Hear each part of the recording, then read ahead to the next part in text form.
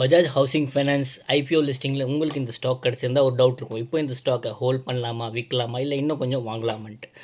So Bajaj housing ஃபைனான்ஸில் என்ன இருக்குன்னா 16th அன்றைக்கி இது லிஸ்ட் ஆகும்போது 145 ப்ரைஸ் இருந்தது. அன்றைக்கும் அப்பர் சர்க்கிட் அடிச்சது, அதுக்கு அடுத்த நாளும் அப்பர் சர்க்கிட் அடிச்சிருக்கு. ஸோ இந்த 2 டேஸில் வந்து நிறைய பேர் இந்த ஸ்டாக்கை வாங்கியிருக்காங்க. அதனால தான் அந்த அப்பர் சர்க்கிட் ரேஞ்ச் அடிச்சிருக்கு.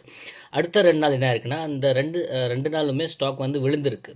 ஸோ இந்த 4-5 டேஸ் ரேஞ்சில் வந்து பார்த்திங்கன்னா நிறைய பேர் இந்த ஸ்டாக்கை வந்து வாங்கியிருப்பாங்க.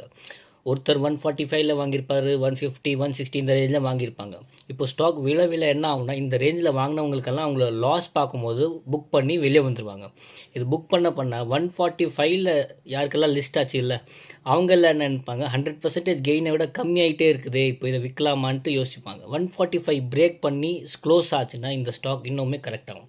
ஸோ கரெக்ட் ஆகும்போது 100, 110, 20 கிடச்சுன்னா நான் இதை வந்து வாங்கிடுவேன். தேங்க்யூ.